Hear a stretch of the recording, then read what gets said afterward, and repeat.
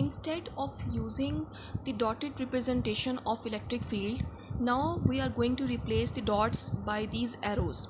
These arrows are called as the lines of force or electric field. Now I am going to substitute q1, q2, q3, q4 in the form of circle around q. Q हमारे पास वो charge है जिसकी electric field हमने major करनी है. इसकी electric field measure करने के लिए हमने इसके बहुत सारे चार्जेस को रख दिया, जिनको हमने नाम दिया Q1, Q2, Q3, Q4. इन चार्जेस को रखने के बाद हमने देखा कि ये पॉजिटिव चार्जेस हैं, तो इसीलिए किसी किस्म की रिपल्सिव फोर्सेस ये एक्सपीरियंस करेंगे. जो डायरेक्शन फोर्स की होगी वही डायरेक्शन इलेक्ट्रिक फील्ड की भी होगी. यानी Q1 पे जो फोर्स है वो इस डायरेक्शन में है और इसी डायरेक्शन में इलेक्ट्रिक फील्ड है. इसको हम यहाँ इलेक्ट्रिक फील्ड को सेपरेट कर लेते हैं. तो ये है वो इलेक्ट्रिक फील्ड जो ये चार्ज इस चार्ज पे लगा रहा है, जिसको हमने E1 कह दिया. बिल्कुल ऐसे ही Q2 पे फोर्स जो रिपल्सिव है इस डायरेक्शन में है और इसी डायरेक्शन में इलेक्ट्रिक फील्ड होगी. तो लिहाजा E2 इलेक्ट्रिक फील्ड हमारे पास इस डायरेक्शन में आ जाएगी. Q3 पे जो फोर्स रिपल्सिव फोर्स है वो ये है, तो ये रिपल्सिव फोर्स इसी डायरेक्शन में इलेक्ट्रिक फील्ड होगी. तो E3 और E4 इस तरह से हमारे पास रेडियली आउटवर्ड डायरेक्शन में E1, E2, E3, E4 हमारे पास इलेक्ट्रिक फील्ड्स आ जाएंगी अगर कोई पॉजिटिव चार्ज है, जैसे कि यहाँ पे पॉजिटिव चार्ज था. अब हम सेकंड केस में इस पॉजिटिव चार्ज को नेगेटिव से रिप्लेस करने जा रहे हैं.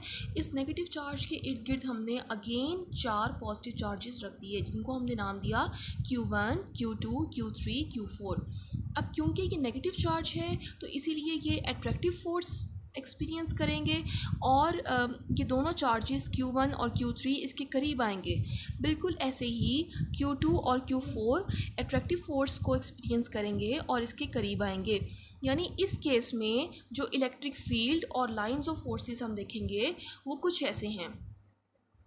रेडियली इनवर्ड, इसको हम नाम देंगे रेडियली इनवर्ड का. अगर हमारे पास पॉजिटिव चार्ज हो तो हम रेडियली आउटवर्ड कह देते हैं. अब थर्ड केस में दोनों चार्जेस जो हमारे पास हैं वो दोनों पॉजिटिव हैं. 2 पॉजिटिव चार्जेस को अगर हम रखते हैं तो ऐसे में कि दोनों रिपल्सिव फोर्सेस एक्सपीरियंस करेंगे और एक दूसरे को रिपेल करेंगे. ये चार्ज इस चार्ज को रिपेल करेगा और इनकी रिपल्सिव जो लाइंस ऑफ फोर्सेस हैं वो कुछ ऐसे बनेंगी जिस तरह से बनी हुई हैं. तो ये रिपल्सिव लाइंस ऑफ फोर्स, मैंने आपसे कहा कि जिस डायरेक्शन में फोर्स होगी उसी डायरेक्शन में इलेक्ट्रिक फील्ड को हम रिप्रेजेंट करेंगे. तो यानी इलेक्ट्रिक फील्ड हमारे पास बिल्कुल ऐसे बनेगी जिस तरह से बनी हुई है. और ये दरमियान का रीजन, यहाँ पे इस रीजन में किसी किस्म की इलेक्ट्रिक फील्ड या इलेक्ट्रिकल फोर्स नहीं होगी क्योंकि दोनों चार्जेस पॉजिटिव हैं. ये सेंट्रल पार्ट, क्योंकि यहाँ पे कोई इलेक्ट्रिक फील्ड नहीं है, यहाँ पे कोई लाइंस ऑफ फोर्सेस नहीं है, तो इसीलिए इस सेंट्रल हिस्से को हम कहेंगे न्यूट्रल जोन. ये पार्ट जो सेंट्रल पार्ट है इसको हम न्यूट्रल जोन कहेंगे और ये तब होगा जब दोनों चार्जेस हमारे पास पॉजिटिव होंगे.